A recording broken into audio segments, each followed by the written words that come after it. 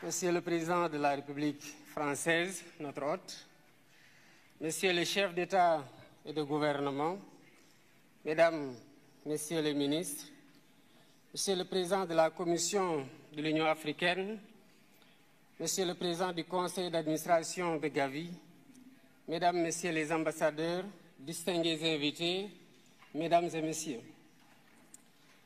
Je voudrais tout d'abord remercier les autorités françaises pour l'accueil chaleureux et l'hospitalité qui nous ont été réservés depuis notre arrivée à Paris. Je suis heureux de me joindre à vous aujourd'hui pour participer à cette campagne de mobilisation pour la souveraineté dénommée Lancement de l'accélérateur africain de fabrication de vaccins. Je félicite vivement les organisateurs de cette rencontre, Gavi, l'Alliance mondiale pour le vaccin, l'Union africaine à travers le Centre de contrôle des vaccins CDC Africa et notre hôte, la France, pour leurs efforts au service de la santé publique.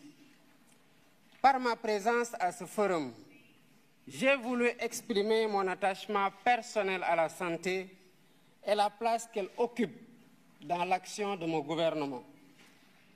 L'histoire récente de la pandémie Covid-19 nous a montré combien nous étions vulnérables, mal préparés face aux pandémies et que par conséquent, la santé doit être une priorité permanente.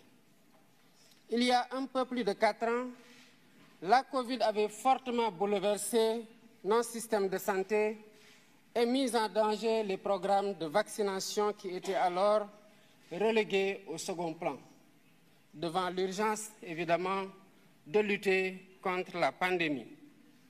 Ainsi, selon le rapport de l'UNICEF de 2021, 23 millions d'enfants n'avaient pas reçu les vaccins de base nécessaires à leur croissance normale au plus fort de cette crise sanitaire. La pandémie avait surtout mis en évidence les disparités structurelles qui existaient déjà entre pays développés et pays en développement en matière de vaccination. Bien que l'Afrique représente environ 20% de la population mondiale, son industrie de vaccins fournit à peine 0,25% de l'offre mondiale. Le continent est encore largement tributaire d'autres régions du monde pour couvrir ses besoins. C'est dire l'immensité de la tâche qui reste à accomplir pour la souveraineté vaccinale de l'Afrique. Mesdames, Messieurs, en consacrant cette rencontre au lancement de l'accélérateur de la production des vaccins en Afrique, AVMA, Gavi et l'ensemble de ses partenaires s'inscrivent dans la voie pour corriger les points faibles du continent en matière de riposte face aux pandémies, telles que le manque d'équipements et de médicaments, mais surtout de vaccins. Nous avons vécu cela pendant la pandémie Covid-19 avec l'arrivée tardive et en nombre insuffisant des vaccins. Un des défis majeurs pour l'Afrique aujourd'hui, c'est de produire des vaccins, des médicaments et diagnostics, mais également d'accéder aux plateformes de commercialisation pour participer pleinement à la lutte contre les menaces sanitaires futures. C'est une volonté politique de l'Afrique et nous invitons tous les partenaires à soutenir cet agenda qui constitue une priorité au même titre que les autres priorités liées notamment aux situations de guerre ou de changement climatique. L'Afrique a les capacités de production locale de vaccins. Des pays pionniers s'y sont engagés, dont le Sénégal avec l'Institut Pasteur de Dakar. Je rappelle que cet institut existe au Sénégal depuis un siècle et qu'il a une expérience quasi centenaire dans la fabrication de vaccins. L'Institut Pasteur de Dakar a fabriqué son premier vaccin contre la fièvre jaune en 1937. Ce même vaccin a reçu la préqualification de l'OMS en 1966, donc depuis plus de 50 ans. Dans la perspective de la consolidation de ces acquis et de la réalisation de l'objectif de l'Union africaine de produire sur le continent 60% des vaccins utilisés sur place d'ici 2040, l'Institut Pasteur de Dakar a initié, avec le soutien du gouvernement sénégalais, un ambitieux programme de développement industriel estimé à 252 millions de dollars.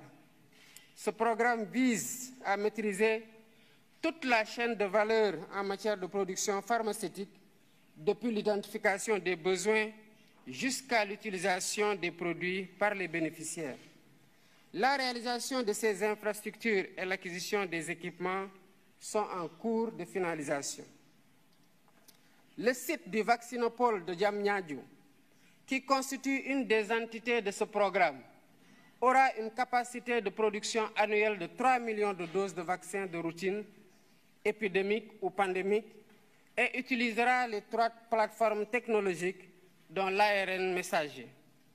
Pour encadrer toutes ces initiatives, le Sénégal a déjà mis en place l'Agence nationale de réglementation pharmaceutique, qui s'est beaucoup employée pour atteindre les phases de maturation et d'homologation requises. Tout ceci n'aurait pas été possible sans un surcroît d'efforts dans la mobilisation des ressources pour le financement de la recherche, de l'innovation et des infrastructures de santé.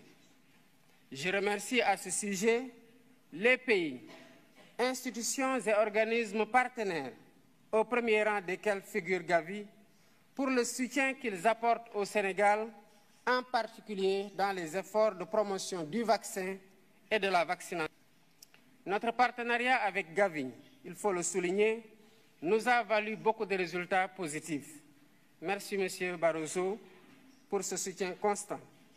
Il a beaucoup contribué à l'efficience de notre programme national de vaccination et à la lutte contre la mortalité infantile. Contre la mortalité infantile et précoce. Je sais que Gavi fait la même chose dans d'autres pays avec des rendements aussi appréciés en matière de prévention sanitaire, de prise en charge médicale adéquate et de lutte contre la mortalité précoce.